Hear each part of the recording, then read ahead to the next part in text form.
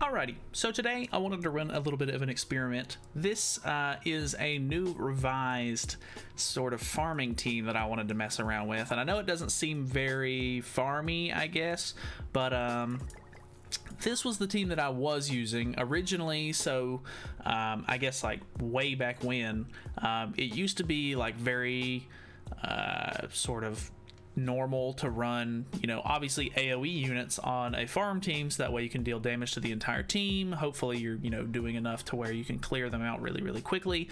But with a lot of the new stuff, including Fort Solgris, which is the main thing that I'm going to be trying to farm today, I want to see if I can try to beat the Super Awakening Coin dungeon faster. That's just going to be what my control group is. Like, that's the stage that we're going to be running. We're going to be running stage 1 of the Super Awakening Coin dungeon, and I could try and sort of make it as efficient as possible and reset it so that way I could get maximum coins and everything like that. But for the sake of the test, I'm just going to let it farm. I'm going to let it do all of the runs it can. We're going to time it to see how long it takes us, because I'm interested to see, like, there's been a ton of, you know, changes to farming teams and stuff like that. It used to be like I would run Sariel and then Lost Vein, but then I eventually changed Lost Vein out because he really wasn't doing as much anymore, and I put the one Escanor on the team, and he did really good. But the Brunhild, her passive is super good. It makes her do a ton more damage, increases the hero's basic stats by 12% for every surviving ally,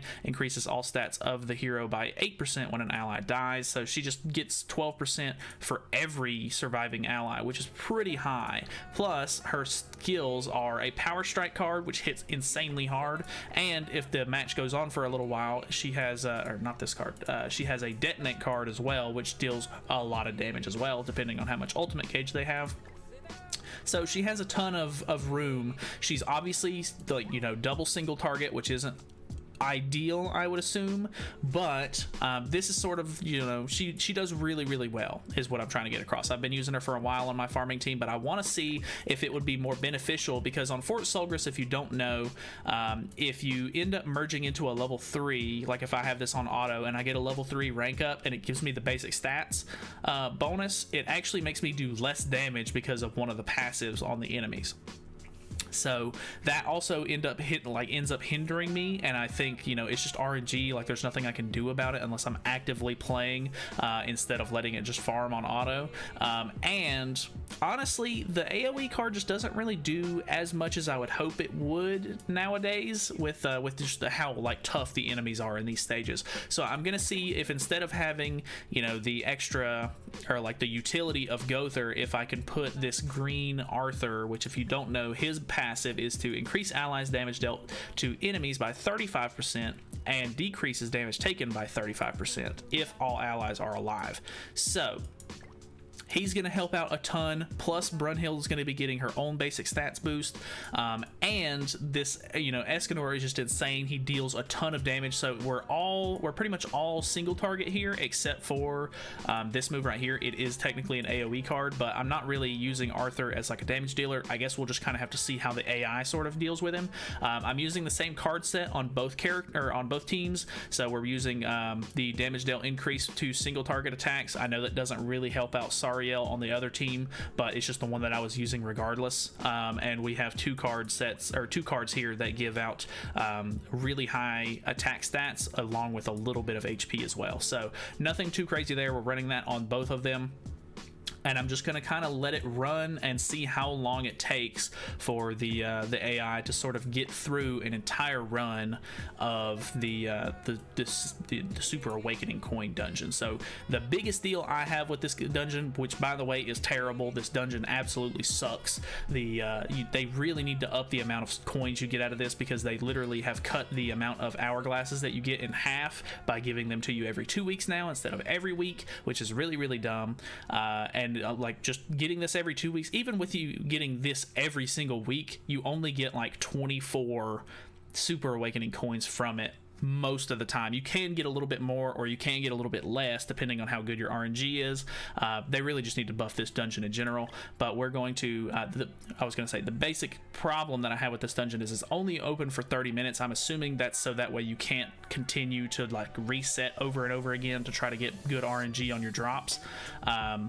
But yeah, it can be kind of a pain. Sometimes if you do reset too many times, you'll run out. But let's just open it up. We're gonna just go on to stage 1 like I normally would if I was just gonna be farming this thing. We're gonna take the food off there, and then we are just going to set the old team to auto farm. It's gonna use stamina potions, no restrictions. I think you can run it 12 times or something like that if I'm not mistaken, right? Yeah, 12 times. So let's just set this to auto farm. We're gonna click start, we're gonna hit the button, and I'm just gonna let it do its thing for the next however long. I'm gonna keep an eye on it. I'm gonna obviously edit through this for you guys so you don't have to deal with it. But yeah, I will see you guys in a few minutes whenever it's done. Alrighty. So we're coming in on our very last run here. This is the last one out of 12 for the first team, and I just kind of wanted to show, I guess, one full run of each of the teams. So it seems like we're roughly around 2 minutes per round almost, which is going to put us around 24 minutes total for just this one team. And that leaves us with 6 minutes of time left. So obviously you can use those 6 minutes to sort of re-roll like a time or two, like this one.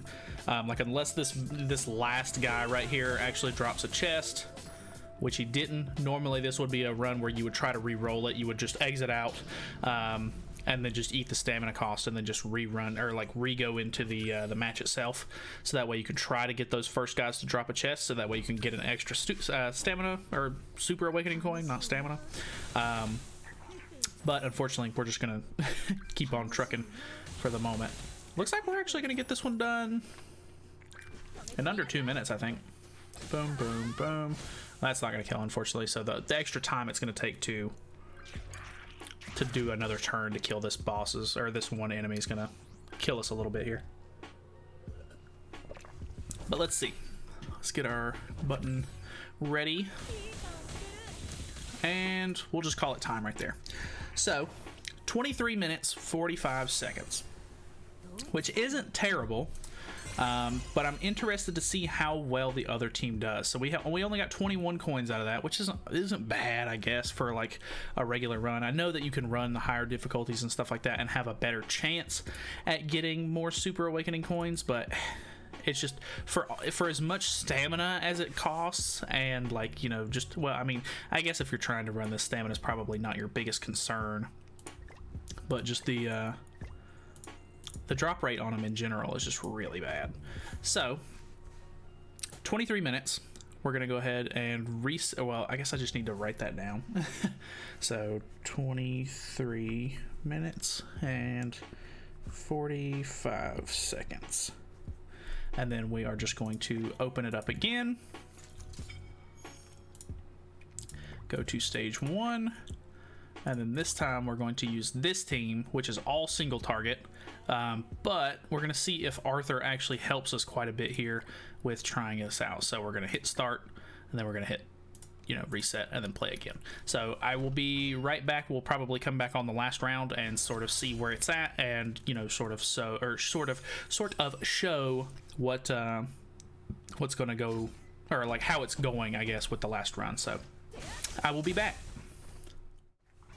Alrighty, so we're going into the last one here.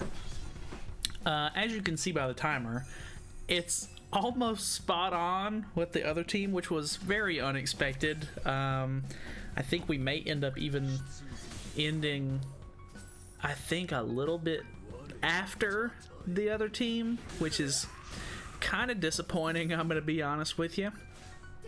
But actually, that was a really fast first phase there. We may have just gotten decent RNG on this one, maybe. The biggest thing that I can say is, unfortunately, it backfired on us a little bit, and the AI seems to really prefer using a lot of Arthur cards, which wouldn't really be all that big of an issue if I didn't have 2 units on the team that deal way more damage than Arthur does. So unfortunately, whenever it uses his cards, it ends up being a little bit more of a letdown.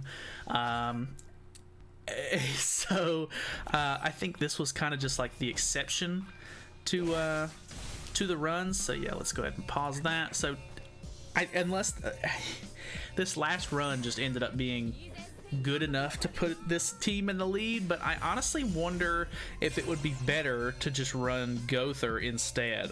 We got absolutely shafted on coins this turn, which is really unfortunate.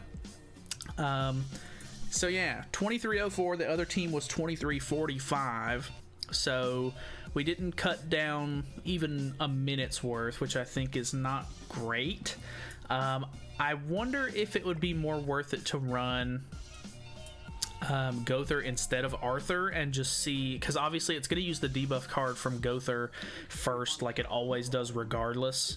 But it's going to, well, I don't know. I don't really think it'll be all that worth it, because the biggest problem I think for the single target team is that, you know, it uses the attacks, and if it doesn't kill, then it has to waste another attack on the same unit, even if they're low, which ends up sort of burning into your time, because, you know, if you're using 2 attacks on one enemy and then 1 attack on another enemy and it doesn't kill that enemy, then, you know, you're guaranteeing the fact that you're gonna have to get, you know, 1 full, like a whole nother turn added on just to complete that wave.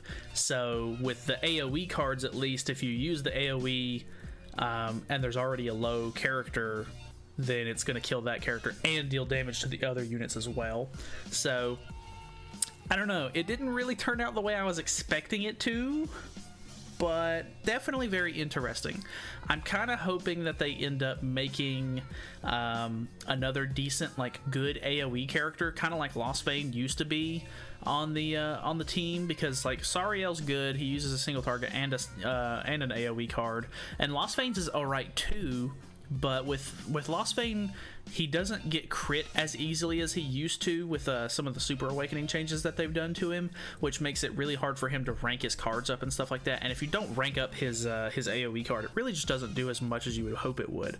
So I don't know. I guess my hopes are we get a new really good farming unit. I think Brunhild is a really good step in the right direction, because she's PvE only. You're not going to be able to abuse that sort of power in PvP, but she does really, really well in PvE scenarios and stuff like that. So if she had an AoE card, or if we get another character that's like her that gets an AoE card, it would be fantastic for me. I don't know, kind of a weird video. Obviously there's going to be, it was a little bit more involved, I guess, than some of my other videos. It was just more of like a testing sort of thing, but that's basically all I've got for you. I guess if you really want to, you don't even have to swap your team around or do anything. If you're already using something like I was using in the first team. So I don't know, I guess I'm gonna change this one back and maybe put I wonder if it would be better to use those two and Sariel. I don't know. I may end up trying to mess around with this a little bit more, seeing if I can come up with a very good combo on these, and seeing if I can sort of cut down the time. I'm going to try to keep these times and stuff like that sort of written down somewhere, so that way I can sort of come back to it, and like next time I need to farm the Super Awakening coin dungeon and sort of time it again and see if I can get better results. So that's pretty much it. I don't really want to use any more of my my coin or my clock tower keys at the moment, so I think we're just going to call it there. But I don't know, very interesting. If you have any suggestions for it, or maybe you have some more insight or something like that, maybe you're using a different kind of team, I would definitely love to try it out, because I do really like the farming aspect of this game. Like, it's not really like all that crazy or, you know, exciting by any means, but, you know, shaving time off of your farming team and stuff like that is really helpful. So that's it from me. Hopefully you guys enjoyed the video. I don't know, definitely a little bit different than normally what I do, but I thought it was kind of informative, I guess. So thanks for watching. Hopefully you guys enjoyed. Feel free to subscribe and all that good stuff if you haven't already, and I'll see you in the next one.